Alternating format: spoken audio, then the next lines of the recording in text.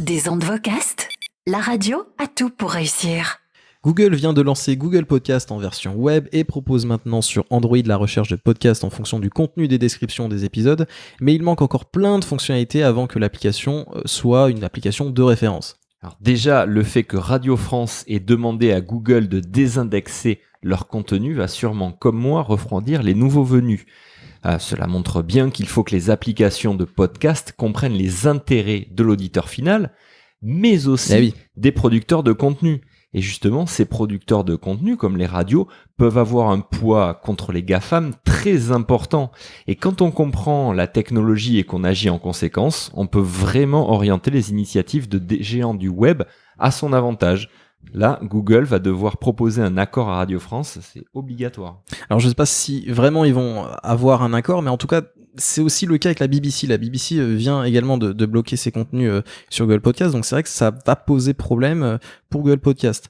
En tout cas, pour cet épisode, nous, on a pensé à 5 fonctionnalités nécessaires et peu présentes dans les applications de podcast actuelles qui raviraient à merveille les producteurs de contenu, souvent délaissés, voire pillés par ces agrégateurs. Alors justement, le premier point qu'on a noté, ça serait un équivalent à AdWords pour pouvoir faire la promotion de son podcast. Alors oui, c'est vrai qu'on peut payer des AdWords pour mettre en avant son site sur Google Search, on peut payer Twitter ou Facebook pour faire la promotion d'un post sur les réseaux sociaux, mais pour les podcasts, il n'y a quasiment rien à disposition. Les applications de podcast pourraient se faire facilement de l'argent avec un système de mise en avant en page d'accueil. Bon, après, il y a quand même certaines applications qui font ça. On peut payer pour être mis en avant sur l'application et le site de Spreaker, par exemple. Mais Spreaker est quand même pas une application ultra connue. C'est surtout un hébergeur de podcast. C'est assez vrai. Un deuxième point, une recherche sur les contenus des descriptions et un guide des bonnes pratiques pour être bien référencé. Alors c'est vrai qu'on parle de SEO pour le web, mais pour le podcast, en fait Google n'a rien précisé pour être mieux référencé sur les recherches. Pour les autres applications, à part le titre et la catégorisation iTunes, rien d'autre ne permet de se démarquer via les outils de recherche.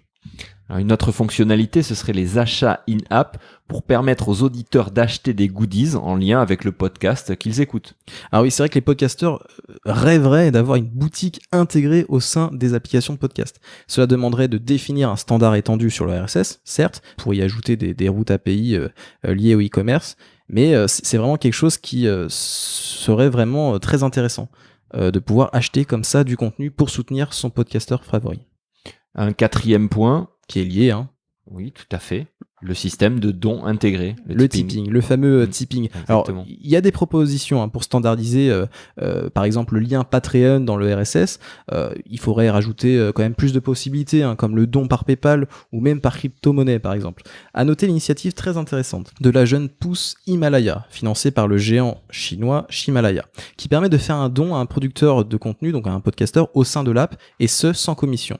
Mais surtout, l'application Podcrypt, sortie à l'instant, vraiment il y a quelques jours, en version alpha test, qui permet de rémunérer les podcasteurs en crypto-monnaie en fonction du temps d'écoute de l'auditeur. J'ai essayé et franchement ça marche. C'est pour ça que vous trouverez dans la description, dans le RSS du podcast des ondes Vocast, une adresse de crypto-monnaie en Ethereum, justement parce qu'on l'a testé, ça marche, et donc vous pouvez nous envoyer de la crypto-monnaie via Podcrypt. Je confirme, ça marche. Oui, ça marche, incroyable. Le dernier point. Oui, le dernier point, un système de marque-page audio qui serait partageable. Ça serait innovant. Alors ça c'est tout bête, mais bon, à ma connaissance, seule l'application Radio Public l'a fait, après avoir un système en fait où l'auditeur peut placer un marqueur, un marque-page au moment où il écoute un podcast. Pratique pour écouter un moment précis d'un épisode. Mais surtout, si en plus on peut générer un lien qui pointe vers ce tel marqueur, c'est l'idéal pour partager sur les réseaux sociaux.